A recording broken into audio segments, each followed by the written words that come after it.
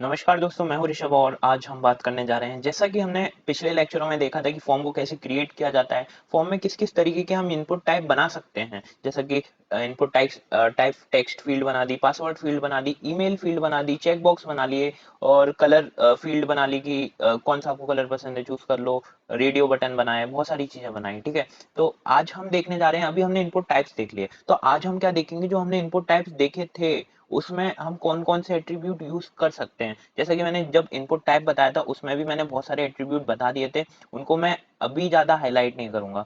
तो आप है ना ये वाली वीडियो देख लीजिएगा, जो इससे इनपुट टाइप वाली वीडियो है, उसमें मैंने पैटर्न क्या होता है ये बता दिया था, मिनिमम मैक्सिमम को कैसे यूज करते हैं। फिर भी मैं बता दूंगा फिर भी इस वाली वीडियो में जो मैं बता सकूंगा। तो सबसे पहले बना लेते हैं अपना ट्यूटोरियल 12.html और इसमें हम बात करेंगे जितने भी एट्रीब्यूट्स हम यूज कर सकते हैं अपनी लाइफ में, सारे हम देख लेंगे। तो सबसे पहले मैं इधर लिख देता हूँ input attribute. Input attribute save करेंगे, ओपन विथ लाइव सर्वर करके देख लेते हैं कि जो हमारा पेज है वो वर्क कर रहा है कि नहीं अच्छे से। तो आप देख सकते हैं इनपुट एट्रीब्यूट ऊपर हमारा टाइटल लिख के आ रहा है।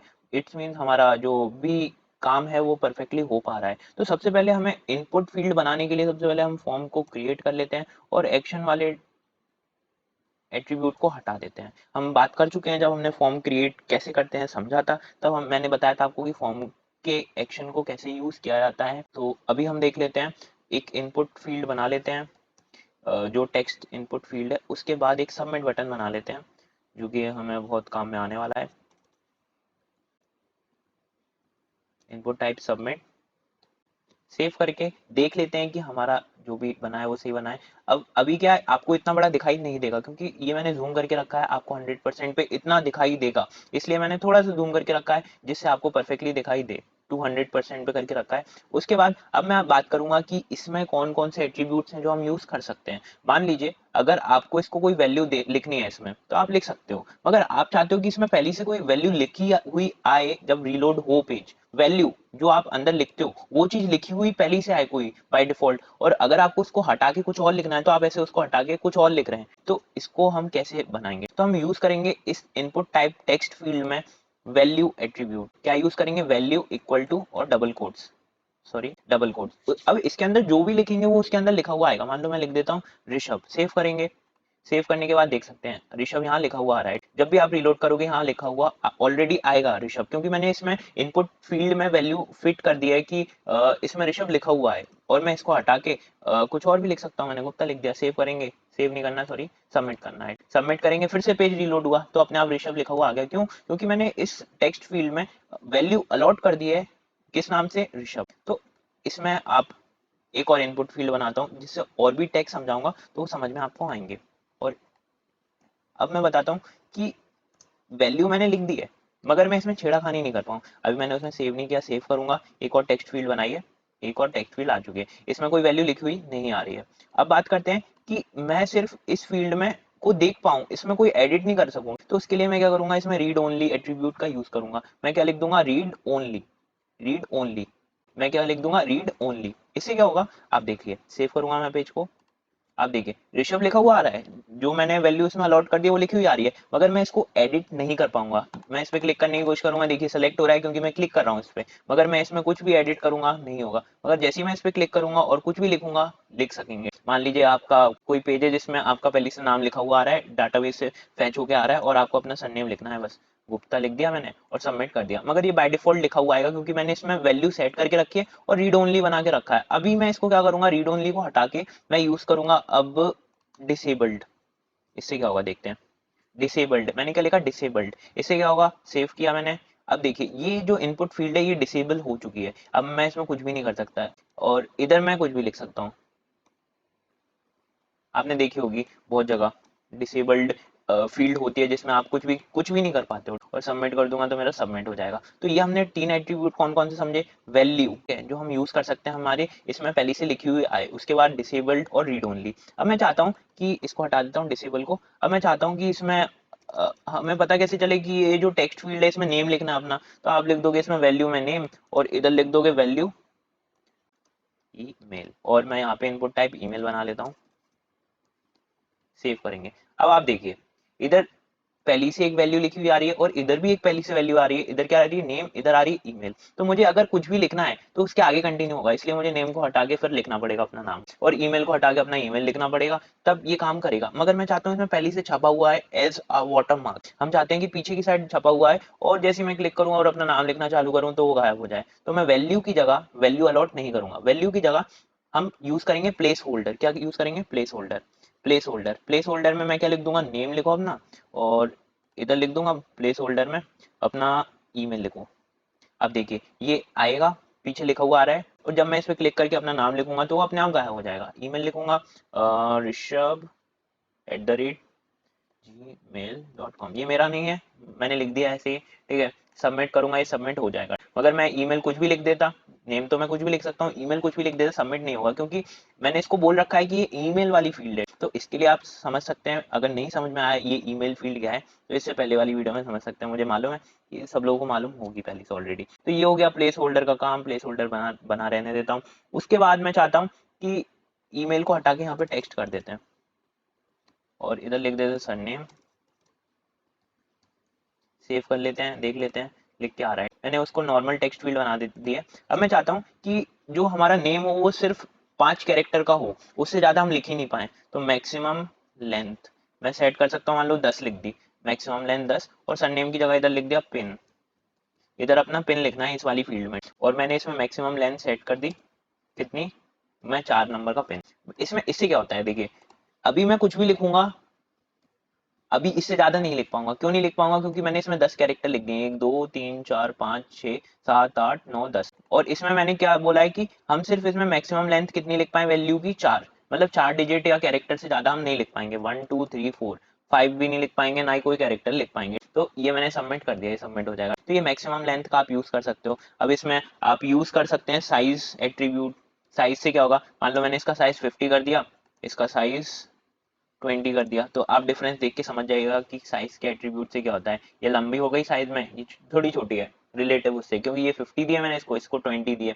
तो आप कभी भी साइज को इस तरीके से नहीं चेंज करोगे, आप यूज करोगे CSS, कि CSS हमें कैसे लगानी है, कैसे यूज करनी है। तो आप इससे मत करिएगा कभी भी, मैं आपको सजेस्ट नहीं करूंगा, ठीक है। अभी मैं इसको हटा देता हूँ और एक और इनपुट फील्ड बनाता हूँ, जल्दी जल्दी मैं काम करता हूँ आपके लिए, और इसमें लिखूंगा फाइल सॉरी, ठीक है। सेव करूंगा, और अभी हमारा ये खुल चुका है। इधर आ रहा है चूज फाइल का ऑप्शन, ठीक है। जैसे मैं क्लिक करूंगा चूज फाइल पे, मैं कोई सी भी फाइल चूज कर सकता हूँ, कोई सी भी फाइल। मैं डॉक्यूमेंट्स में जाऊंगा और मैंने ये फाइल चूज कर ली, ठीक है। सबमिट करूंगा, ओपन करूंगा, यहाँ पे आ चुके स्वैपिंग डॉट cpp, ठीक है। एक C++ की फाइल है जो मैंने सेलेक्ट कर लिया है। मगर मैं चाहता हूँ कि 2 3 फाइल, नीचे से 4 फाइल यहाँ पे दी गई हैं, मैं इन सभी को सेलेक्ट कर लूँ, तो नहीं कर पा रहा हूँ। मैं सेलेक्ट करने की कोशिश कर रहा हूँ, कंट्रोल दबा के सेलेक्ट करने की कोशिश कर रहा हूँ, नहीं कर पा रहा हूँ। इसमें सिर्फ एक ही फाइल सेलेक्ट होगी, मगर मैं चाहता हूँ कि सारी फाइल मैं सेलेक्ट कर पाऊँ इकट्ठी, और इकट्ठी अपलोड कर दूँ। तो उसके लिए मैं एट्रीब्यूट यूज करूंगा मल्टीपल।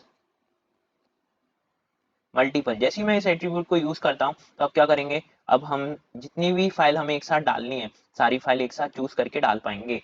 4 फाइल्स हमने एक साथ डाल दी, सोचो। तो इसलिए हमें अगर इस तरीके का कुछ बनाना है तो हमें करनी पड़ती है। अब आप चाहते हो कि नहीं, हमें फाइल्स के अंदर सिर्फ हमें फोटो को लेना है लोगों से, कि लोग सिर्फ अपनी फोटो सेलेक्ट करके डाल पाए अपने इसके अंदर। तो मैं चूज करूंगा, इसमें लिखूंगा एक्सेप्ट। क्या लिखूंगा? एक्सेप्ट, और इसमें लिखूंगा इमेजेस, ठीक है। और /* इससे क्या होगा कि सिर्फ आप इमेज ही चूज कर पाओगे। सॉरी, मैंने थोड़ा सा इमेजेस लिख दिया है, सिर्फ इधर इमेज लिखेंगे। इससे क्या होगा, सिर्फ आप इमेज ही चूज कर पाओगे। देखो यहाँ पे CPP फाइल थी, वो चली गई है। मैं पिक्चर्स में जाऊंगा तो आपको पिक्चर चूज कर पाओगे, मल्टीपल भी सेट है उसमें, इसलिए मल्टीपल इमेजेस आप चूज कर सकते हो। और कोई फाइल चूज करनी है, मैं चाहता हूँ डॉक्यूमेंट्स में भी फाइल डली होंगी मेरी कोई, मगर वो शो नहीं होंगी, क्योंकि हम सिर्फ इसमें कौन कौन सी फाइल ले सकते हैं, जो पिक्चर वाली फाइल है, इमेज फाइल है, सिर्फ हम ये वाली फाइल ले सकते हैं, और कोई फाइल नहीं ले सकते। अगर आपको इमेजेस फाइल नहीं लेनी है, आपको ऑडियो फाइल लेनी है, तो ऑडियो लिख दो, वीडियो लिख दो, आपकी मर्जी, जो आप लिखोगे वो आपके ऊपर है। उसके बाद अब हम बात कर लेते हैं, मान लो इनपुट फील्ड हमने बना ली टेक्स्ट, और हमने इसको खाली छोड़ के सबमिट कर दिया, तो मैं नहीं चाहता कि ये खाली सबमिट हो जाए, मैं चाहता हूँ इसमें कोई यूजर कुछ लिखे उसी के बाद सबमिट हो। तो मैं इसमें लिख दूंगा रिक्वायर्ड। क्या लिख दूंगा? रिक्वायर्ड आखिरी में। तो इससे क्या होगा, कोई भी यूजर है वो डायरेक्टली सबमिट नहीं कर पाएगा फॉर्म को, तो उसको कुछ ना कुछ लिखना पड़ेगा, और सबमिट कर देंगे तो कुछ ना कुछ लिखा हुआ सबमिट हो जाएगा। अब वो कहाँ पे सबमिट होगा? वो डाटाबेस में सबमिट होगा। जब भी आप डाटाबेस को बना के कनेक्ट कर दोगे तो डाटाबेस में सबमिट हो जाएगा। मिनिमम मैक्सिमम को कैसे यूज करते हैं, देखो मैं पिछले लेक्चर में मैंने बताया था। मिनिमम मैक्सिमम देखिए, मान लो आपने कोई डेट बनाई, ठीक है, क्या बनाई, डेट। मैं इसको वो कर देता हूँ, और यहाँ पे मैं इसको वो कर देता हूँ, सेव करेंगे, इसको ओपन विद लाइव सर्वर करते हैं, जो पिछली क्लास का है। इसमें क्या होता है, मैंने इसमें मिनिमम डेट सेट करके रखी है 2000, 2000 से ऊपर नहीं जाएगी ये डेट, ठीक है, 2000 से ऊपर नहीं जाएगी, मिनिमम 2000, ठीक है। और जनवरी 1 सेलेक्ट नहीं कर सकते, क्यों नहीं कर सकते, क्योंकि इसमें मैंने मिनिमम डेट रखी है 2000 जनवरी, और सेकेंड डेट से हम सेलेक्ट कर सकते हैं, ठीक है। मतलब ये हमने मिनिमम क्राइटेरिया लगा दिया कि जब भी आपसे कोई डेट पूछेगा तो 2000 से ऊपर की कोई भी सेलेक्ट नहीं कर पाएगा, ठीक है। 1 भी सेलेक्ट नहीं कर पाएगा, क्योंकि हमने मिनिमम क्या दिया, 2, तो आप 1 दे सकते हैं, जिससे जनवरी भी सेलेक्ट कर पाए, 1 भी सेलेक्ट कर पाए, ठीक है। मगर मैंने नीचे की साइड कोई भी वो नहीं दिया, क्या नहीं दिया, कि मैक्सिमम हम कितना रखना चाहते हैं अपनी डेट को। तो ये क्या करेगा, जाता जाएगा, मैं मान लो मैं 9999 कर दूं, तो अभी 9999 का ईयर अभी तक आया नहीं है, ठीक है, क्या नहीं हुआ, 90900, ये वाला ईयर आया नहीं है। मैं फिर से सेट करता हूँ और इधर से खोलता हूँ, तो देख सकते हैं अभी आप और भी नीचे जाओगे तो इसमें देखो 10,000 बाई ईयर, जैसे अभी 2000 चल रहा है, ये 10,000 में पहुंच चुके हैं हम, अभी 2000 में पहुंच जाएंगे, पता नहीं चलेगा। तो आपको मैक्सिमम और मिनिमम क्राइटेरिया सेट करना पड़ेगा डेट जब आप यूज करोगे तब। और फिर हमने पैटर्न की भी बात की थी। पैटर्न क्या होता है, पैटर्न हमें सेट करना पड़ता है, कैसे सेट करते हैं मैंने पिछली वीडियो में बताया था आपको। सबसे पहले कितनी डिजिट लेनी है, 0 से 9 तक में डिजिट लेनी है, कितनी लेनी है, 3 लेनी है। फिर 0 से 9 तक में 2 डिजिट लेनी है, बीच में डैश आना चाहिए। तो इस तरीके का पैटर्न फॉलो होना चाहिए। इसको भी मैं कमेंट आउट करके दिखा देता हूँ, जिससे जल्दी से आप समझ पाए। तो मैंने इसमें क्या पैटर्न बनाया था कि जो भी कोई भी इंसान आके इस तरीके से नहीं लिख पाएगा, कुछ भी नहीं लिख पाएगा इस तरीके से, जब तक वो इस तरीके से नहीं लिख देता। मैंने इसमें प्लेस होल्डर का यूज किया, और उसमें जो भी इंसान है उसको मैंने एक हिंट दी है कि उसको इस तरीके से नंबर टाइप करना है कि 1 2 3 कुछ भी, डैश, फिर 2 नंबर कोई भी, फिर डैश, फिर 3 नंबर, सबमिट हो जाएगा। मतलब इस तरीके का फॉर्मेट होना चाहिए उसके नंबर का। ऐसा मैंने कैसे रखा कि मैंने बोला कि कोई भी 3 नंबर लिखो, उसके बाद डैश आना चाहिए, उसके बाद 2 नंबर लिखना है, फिर डैश आना चाहिए, फिर 3 नंबर लिखना है। और फिर जो हमको 3 डिजिट या कैरेक्टर लिखना है वो किसमें से कितने, कहाँ से होने चाहिए, 0 से 9 तक से हो सकते हैं। अगर आप A to Z लिख दोगी तो स्मॉल A to Z लिखोगी तो स्मॉल A to Z ही होना चाहिए, कैपिटल A to Z लिख दोगी तो कैपिटल A to Z ही होना चाहिए। तो ये सारी चीजें होती हैं, तो आपको देखनी पड़ेंगी। तो आज के लिए बस इतना ही, इसमें सिर्फ इतना ही था। आप ऑटो फोकस का यूज कर सकते हैं कि आप लिख दो ऑटो फोकस इसके आगे, तो आप जब अपना पेज खोलोगे तो वो फील्ड आपको ऑलरेडी ऑटो फोकस मिलेगी, ठीक है। मिनिमम मैक्सिमम आपने देख लिया,